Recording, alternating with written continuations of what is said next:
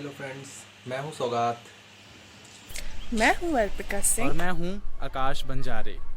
और स्वागत है आपका हमारे इस यूट्यूब चैनल पे जिसका नाम है द इंडियन लायर्स।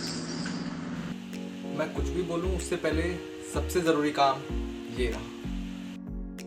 इस वीडियो में दी गई रेटिंग पूरी तरह से हमारे अनुभव पर आधारित है और आपको इस लिस्ट से अगर कोई प्रॉब्लम हो तो अपना लिस्ट आप खुद ही बना सकते हैं। धन्यवाद। तो जैसा कि आप आज के हमारे थंबनेल में देख के समझ ही गए होंगे कि आज हम सीरीज़ के बारे में बात करने वाले हैं जिन्होंने बहुत ही बड़ी भूमिका निभाई है इस लॉकडाउन पीरियड को गुजारने में। सो चलिए आज हम सीरीज़ के बारे में ही बात करते हैं। लिस्ट आगे बढ़ाने से पहले सबसे पहले तो ऐसे अनमोल रतन जो कि भारतवर्ष ने प्रोड्यूस किए या निकाले हैं, जो कि आज कल या 1 साल बाद 50 साल बाद भी अगर दिखाया जाए तो कभी भी पुराने नहीं होंगे। सो जी हाँ, मैं ऐसे 2 सीरीज़ के ही या टीवी सीरियल्स की ही बात कर रहा हूँ जिसने इस लॉकडाउन पीरियड को यादगार बनाया, हमारी पूरी फैमिली को एक साथ जोड़कर रखा। जय श्री राम, जय जय श्री राम। जय जय श्री राम यानी कि रामायण एंड श्री रामानंद सागर जी की रामायण एंड महाभारत, जिसका टाइटल ट्रैक आज भी हम सोने जाते हैं तो हमें सुनाई देता है, यदा यदा या। तो इन दोनों के बिना हमारा ये लॉकडाउन पीरियड तो जैसे ऐसा था जैसे कि सोन पापड़ी बिना दिवाली, बाबूराव बिना हेरा फेरी और साकालाका बूम के लिए बिना पेंसिल बिना संजू।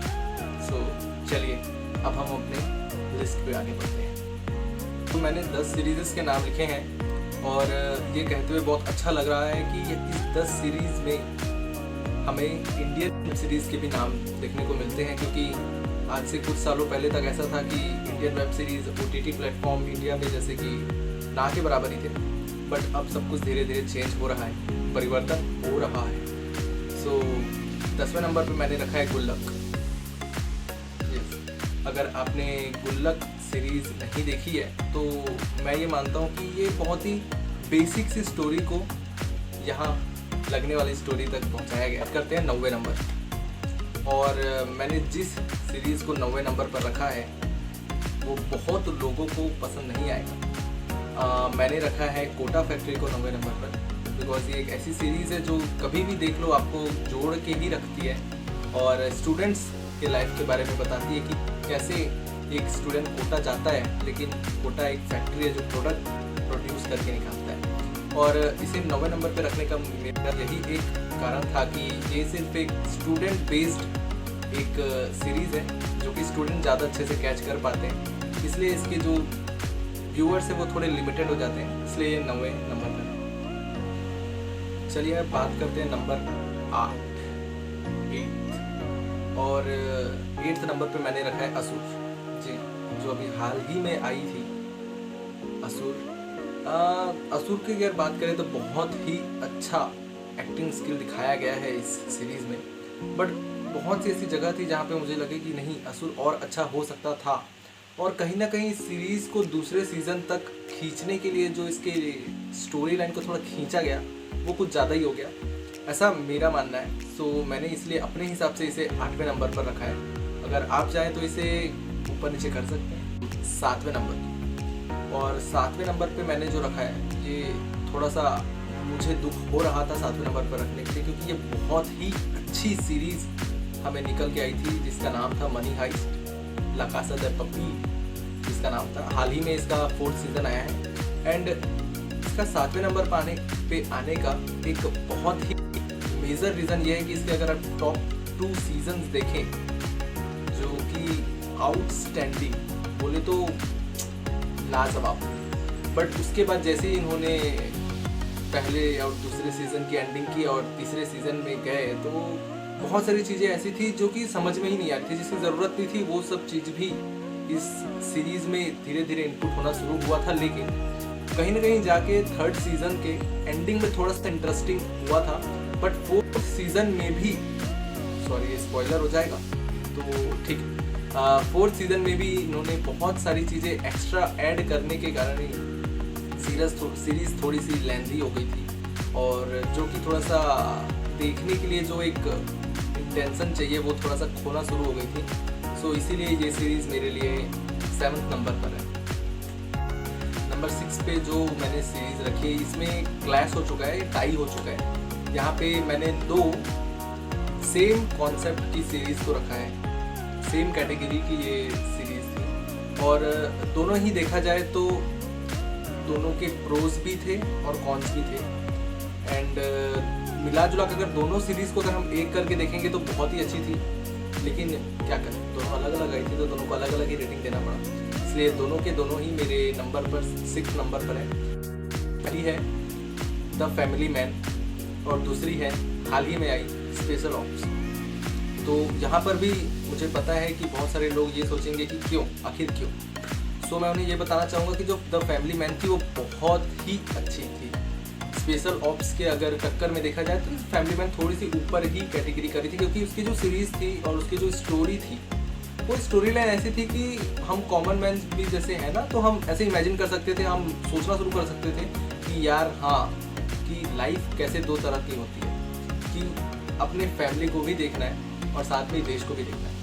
बट जो स्पेशल ऑप्स थी ये थोड़ी सी स्टोरी टेलिंग थी, और उसमें जो एक्टिंग स्किल दिखाई गई, के मैनन और दूसरे फैमिली मैन में अपने, यानी कि क्या एक्टिंग इज इक्वल टू, आप इन दोनों के नाम लिख सकते हैं, मनोज बाजपेयी।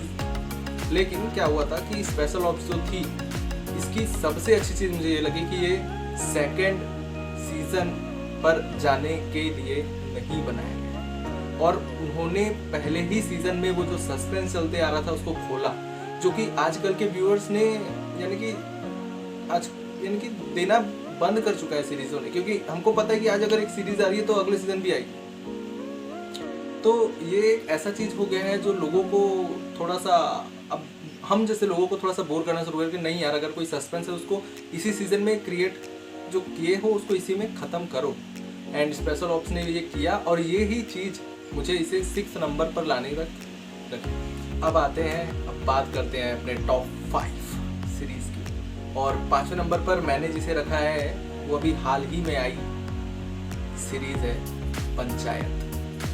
अरे इसमें तो हाँ, जीतू भैया हैं। जीतू भैया की पंचायत। और पंचायत की अगर मैं बात करूँ तो इसमें सिर्फ एक ही चीज़ मैं बोलूँगा कि इस पूरे सीरीज में जो सिंप्लिसिटी दिखाई गई है वो अभी तक किसी दिखाई गई। चलिए अब हम बात करते हैं नंबर 3 और 4 की, क्योंकि मैं ये 3 और 4 जो मेरे लिस्ट में है ये तो बहुत कंफ्यूज था कि मैं किसे 3 पे रखूँ किसे 4 पे रखूँ। चौथे नंबर पे जिस सीरीज़ को रखा है वो ऐसा था जैसे कि लत लगाना जो होता है ना, कि इंडियन व्यूअर्स को जिसने लत लगाई वेब सीरीज़ की, जिसका नाम था मिर्ज़ापुर। यार ये तो बेस्ट है। हाँ आई नो, मिर्ज़ापुर। और मिर्ज़ापुर ही मेरे इस लिस्ट के चौथे नंबर पर है। और इसका यानी कि मैं क्या बोलूँ यार, कि अगर कोई इंडियन व्यूअर्स जो सीरीज़ नहीं देखता था, अगर उसने ये सीरीज़ देखा तो उसे समझ में आया कि नहीं OTT प्लेटफॉर्म में किस टाइप के कंटेंट्स आते हैं। ना उस टाइप के कंटेंट नहीं बात कर रहा हूँ, कि किस टाइप के एक अलग ट्रेंडिंग जोन अब चलना शुरू हुआ है OTT प्लेटफॉर्म्स के। यार इसका 2nd पार्ट कब आएगा?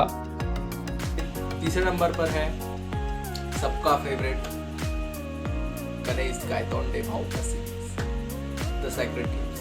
तो सेक्रेट गेम्स जब आया था तो जैसे कि मैंने मिर्ज़ापुर के लिए जो चीज़ बोला कि तीसरे और चौथे नंबर पर मैं क्यों कंफ्यूज था, ये शायद आप लोग समझ गए होंगे कि किसे ऊपर रखे किसे नीचे रखे, ये बहुत मुश्किल था।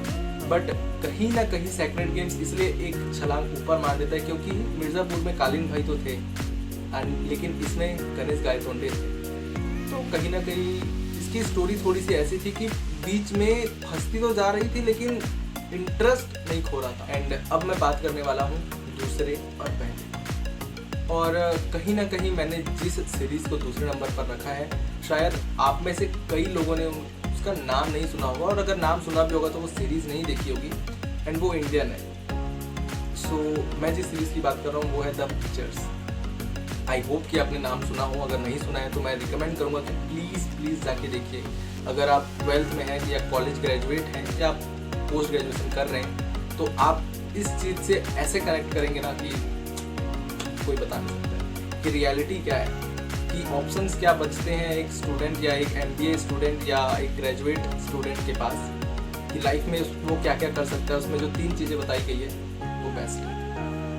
कुछ सीरीज़ पर ध्यान दिलाना चाहूँगा जो कि बहुत अच्छे थे बट मेरे लिस्ट में नहीं आ पाए, जिनके नाम इसमें गेम्स ऑफ थ्रोन्स क्यों नहीं है? हाँ भाई हाँ, गेम ऑफ थ्रोन्स सेकंड था मेरे लिए, कि जो मुझे पसंद है, मुझे क्या है कि सुपर हीरो वाले थोड़े से चीज़ें पसंद है, तो मेरे लिए जो DC के जो फ्लैश एक सीरीज़ आ रही है वो भी काफ़ी अच्छी है, जिसे मैंने फिर से 1st से 6th पूरा देख लिया।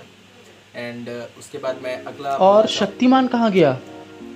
हाँ भाई गंगाधर, हाँ इसमें आते हैं शक्तिमान, कि शक्तिमान अगर हम छोड़ दे तो हो नहीं सकता, क्योंकि 90s के किड्स फिर चाकू लेके मेरे पीछे दौड़ना शुरू कर देंगे कि शक्तिमान कहाँ गया।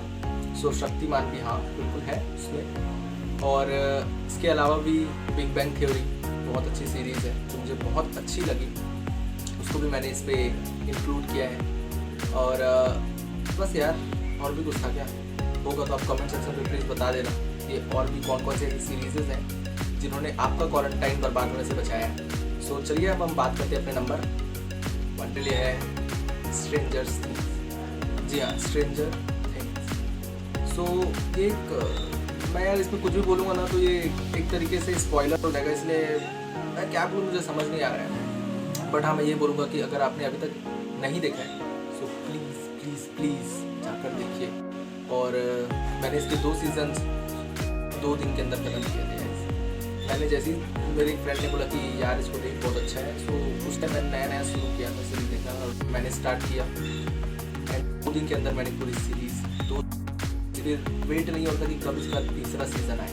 एंड जब यार गाइस यस ये परफॉर्म बहुत ही अच्छा किया है। सो मैं ये बोलना चाहूँगा कि आप प्लीज़ जाके देखिए। ये जितने भी चीज़ें मैंने बताई हैं ये मेरे अनुभव के हिसाब से 10 to 1, अगर आप चाहें तो इसे 1 to 10 भी कर सकते हैं, मुझे कोई दिक्कत नहीं है। सो मैं बस यही अपील करना चाहूँगा कि प्लीज़ प्लीज़ प्लीज़ लॉकडाउन का पालन करें, क्योंकि ये सरकार अपने लिए नहीं हमारे लिए बोल रही है। सो प्लीज़ घर पर रहें, सुरक्षित रहें, सतर्क रहें, सुरक्षित रहें। सो क्या आज के लिए बस इतना ही, हम मिलते हैं जल्दी अगले वीडियो में। सो अगर आपको मेरा ये चैनल या हमारा ये चैनल पसंद आया हो तो please like share and subscribe करिए और कमेंट सेक्शन पे आप अपना व्यू देना ना भूलें।